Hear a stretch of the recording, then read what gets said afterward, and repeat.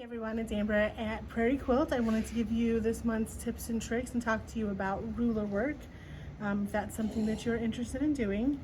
So if we come over here and look, there's a couple things to set up. The first thing I'm going to do is I'm going to turn the gears off on the machine if you have Pro Stitcher so that it's nice and smooth for free motion. And I'm going to program it to stop with the needle down. Since our gears are off, we don't want our machine floating away when we stop, which we will be doing often because rulers are not a fast project to do. The next thing you're going to do is you're going to change your foot out. So this is the Sure Foot through Handi Quilter. It is a ruler foot. It is 1/4 of an inch thick. It's a thicker ruler or foot so that the ruler can butt up against it without slipping underneath or going on top. So you're going to replace that, and then you're going to get your ruler base.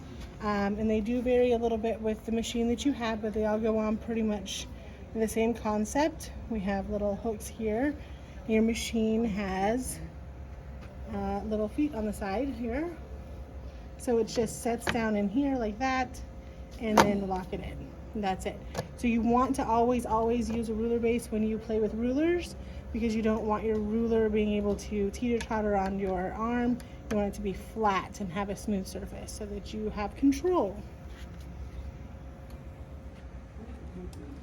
So we came over here and I went ahead and did one of these diamonds. And I'm going to go ahead, I'm going to start here. I'm going to put my needle down, I'm going to pull up my bobbin thread, of course. I'm going to go ahead. So that's where I want my stitch to be, and most of the rulers come with a gap or some way to be able to get your foot in there.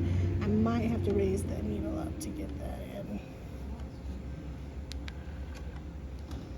There we go. Back in. So there's registration marks on all of your rulers that you get so that you can do different distances and make fun different designs, and you know where to stop and where you're starting. The foot to the needle is 1/4 of an inch.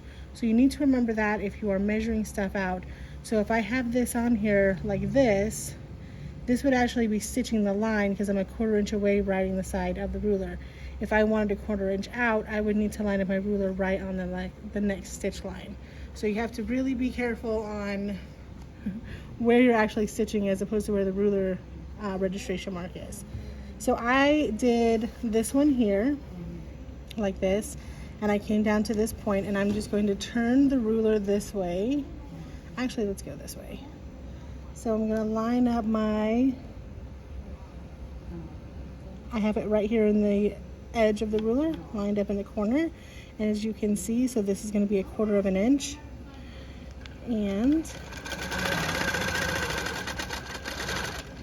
so the thing you also have to remember, if you press down too hard on your ruler, you're not going to be able to move that table underneath if there's too much pressure, but you want to hold it enough that it doesn't slide around. Now you can see through here a little bit, I've added Handi Quilter grip tape. So it feels like sandpaper, it's almost clear, so you can still see your registration marks through it. It's wonderful stuff. A whole bunch comes in a package. You'll use it for a long time. I've just cut little pieces the size that I need, and you can just put them on everything as much as you want to. So if I wanted, I could put more pieces on, or at least the 4 corners. So I'm going to stop there. There's my next one. So then I can also, when I'm done with that, I'm going to trim this. And there's a lot of different fun things that you can do with each ruler. There's a lot of fun designs.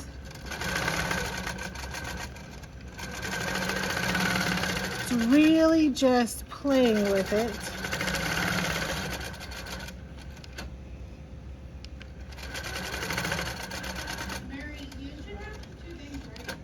I'm deciding to have fun. So then if I wanted to, I can go up here and I can do this last piece, which I don't know if I'm gonna have enough room, so I'm not going to do that here, but this is practice.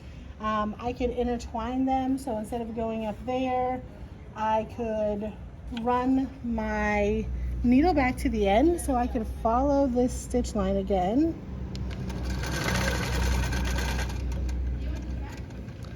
And I am not the best ruler because I don't practice it very much. So if I'm over here, I could turn it this way. I could connect those two pieces like this. You could do all kinds of different shapes, connect them. It's just playing with it. So jump in, grab a couple rulers that you think that you'll be interested in, or the most useful ones, and just start practicing. Play with it, throw on a piece and just see how it feels. Have a great day.